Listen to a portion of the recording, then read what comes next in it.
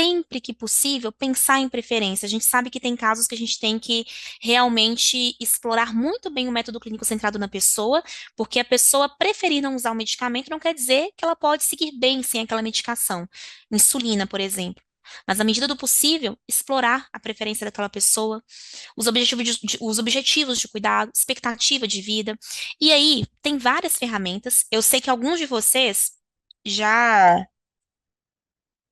Eu tenho o grupo, claro, aqui com os mentorandos, eu vou mandar no final do nosso encontro, tá, gente? Eu vou mandar alguns links aqui, a gente vai explorar juntos, então essa parte vai fazer mais sentido também. Mas tem um link, né, que a gente vai mostrar para vocês mais no final, mas que já está aqui na descrição do vídeo do YouTube, para quem não é da Dominando a Atenção Primária, que a gente vai mandar por lá também o link das ferramentas para vocês aplicarem no seu dia a dia. Vocês vão perceber que não tem que ficar decorando nada, não, gente. A gente tem os critérios de BIRS, tem os protocolos Stop-Start, tem muita ferramenta que pode ajudar. O mais importante é você saber que, tá, eu tenho que procurar naquela ferramenta aquele medicamento para saber se ele é potencialmente inadequado. Eu tenho que procurar naquela outra ferramenta de interação medicamentosa se tem interação de um medicamento que a pessoa usa com a outra. Mas hoje a gente já tem muita ferramenta para que vocês fiquem se preocupando em decorar isso aqui. E se você se preocupar em decorar, eu sinto muito, não vai. Tem muita coisa. Você tem que prestar atenção na linha de raciocínio e não em decoreba, tá? Então, todo medicamento que está sobrando, entre aspas, é um medicamento que tem que sair, tá? Ah, Joana, eu peguei aqui a lista do paciente e eu vi que tem muito remédio sobrando. Tem um AS que ele começou a usar muito tempo atrás para raliar o sangue, para prevenir infarto, que a gente sabe que não tem indicação nenhuma como prevenção primária de evento cardiovascular. Tem também uma glucosamina que prescreveram para ele aqui. Glucosamina a gente sabe que tem pouquíssimas evidências. No geral, a pessoa começou a usar, teve melhora da dor, a gente pode até manter. Né? Ela tem um efeito anti-inflamatório local, mas ela não reconstitui cartilagem. Então, começou a tomar glucosamina, mas não teve nenhum efeito na dor e ela está continuando usando aqui porque acha que vai renovar a cartilagem. Então, tá sobrando também. E tem um Rivotril, clonazepam que está usando para dormir. Então, tem três remédios sobrando. Por onde que eu começo a retirar? A gente pode seguir algumas linhas de raciocínio aqui, tá? O mais importante, e vamos pegar as premissas dos passos. Eu não quero que vocês fiquem decorando nada aqui, porque não tem nada para decorar. É linha de raciocínio. Se eu tenho mais de uma medicação para tirar, idealmente, eu não vou tirar mais do que uma medicação de uma vez só. Porque se eu tiro mais de um remédio de uma vez só, eu vou acabar, e se eu tenho algum efeito adverso de retirada? Qual foi o medicamento que causou esse efeito adverso de retirada? Eu não sei. Eu tirei mais do que um. E eu nem sempre, gente, a gente tem aqui suposições. Eu nem sempre vou ter uma certeza absoluta de que a retirada de um medicamento é benéfico. Então, eu vou fazer um julgamento clínico, claro, né? Eu vou ponderar as evidências, riscos, preferências da pessoa. Mas, se eu tenho mais de um medicamento que é potencialmente inadequado para aquela pessoa, eu tenho que priorizar. A regra fala pra gente que a gente vai sempre começar por aquele que oferece o maior risco ou aquele que oferece o menor benefício. E além disso, você pode somar um outro raciocínio aqui. Tira aquele que não tem efeito de retirada. Que se você tirar, provavelmente a pessoa vai ver que é bem mais tranquila a desprescrição do que ela imaginava, né? Então, nesse exemplo, por exemplo, glucosamina, AS e qual foi o outro que eu usei? O Rivotril. Para tirar o Rivotril, eu talvez tenha que ter ali um tempo de conversa maior com aquela pessoa. Então, é o medicamento potencialmente ali mais inadequado junto com a S, assim, mas, Juna, eu não vou conseguir fazer isso aqui hoje, não. Vou ter que conversar um pouquinho mais com a Dona Maria, vou ter que dar mais coisa para ela ler. É até importante tirar, mas hoje nessa consulta eu não consigo. O AS eu também acho que é muito importante, mas eu queria explicar muito bem para ela os riscos e os benefícios da retirada desse AS. Tem muito mais benefício do que risco, claro, né? Mas vai que ela tem, por exemplo, um evento tromboembólico depois que ela tira esse AS, ela pode associar a essa medicação, eu posso perder o vínculo com ela porque eu tirei uma medicação sem explicar. Consulta tá corrida, já gastei aqui os 15 minutos que eu tinha. Eu acho que hoje, apesar de não ser a prioridade, eu vou conversar rapidinho com ela aqui sobre a glucosamina.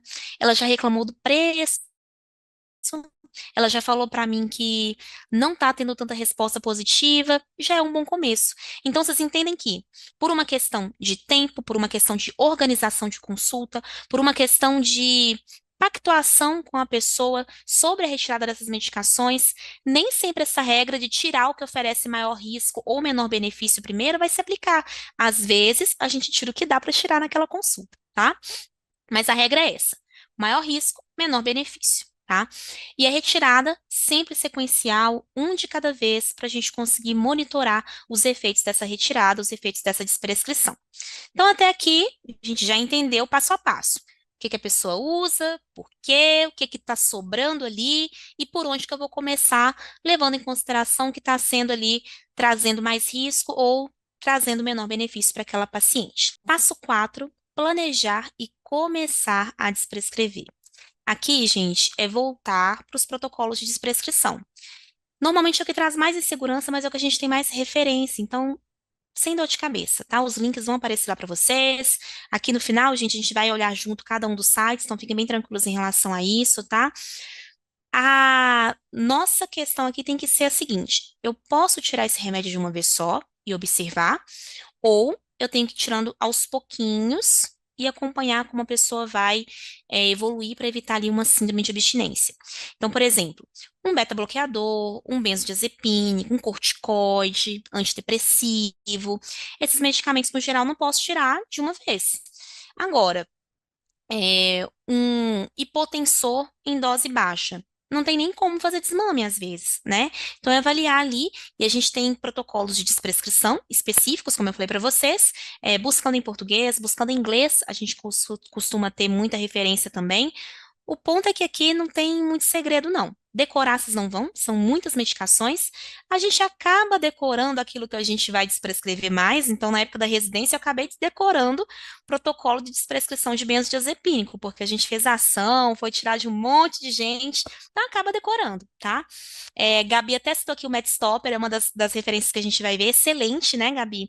Então, o ponto é que não tem que ficar decorando, procurando o espaço da memória para guardar isso. Se vocês guardam a linha de raciocínio, é muito melhor.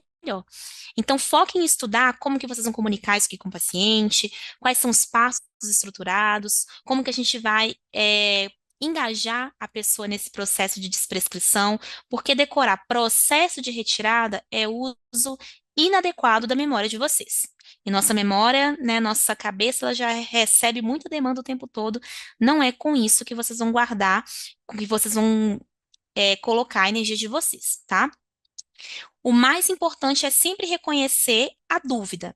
Posso ou não posso tirar esse medicamento de uma vez só? Na dúvida, assumam que vocês não podem tirar de uma vez só e avaliem qual é o protocolo de desprescrição, ok? Então, é o passo mais simples, porque para ele a gente tem muita referência. O passo 5 é o segmento. Esse passo aqui, gente, é essencial. Se vocês não colarem nessa pessoa, talvez essa pessoa volte a usar o medicamento do mesmo jeito, mesmo que a gente faça do jeitinho certo, com a progressão, a regressão de dose correta, a pessoa pode ter efeitos de retirada, e a equipe estar próxima desse paciente é muito importante, tá?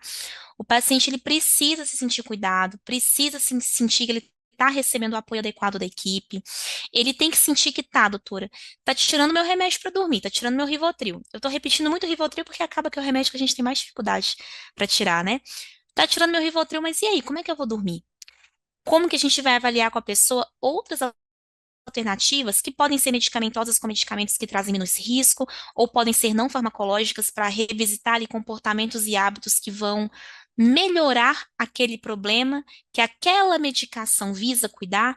Então, se eu estou tirando omeprazol, que tipo de orientações eu tenho que dar em relação ao perfil alimentar para aquela pessoa ter mais autonomia, mais segurança e sentir que frente à retirada da medicação, ela não está só perdendo um recurso, ela está ganhando vários outros recursos e eliminando uma medicação potencialmente inadequada para ela a longo prazo.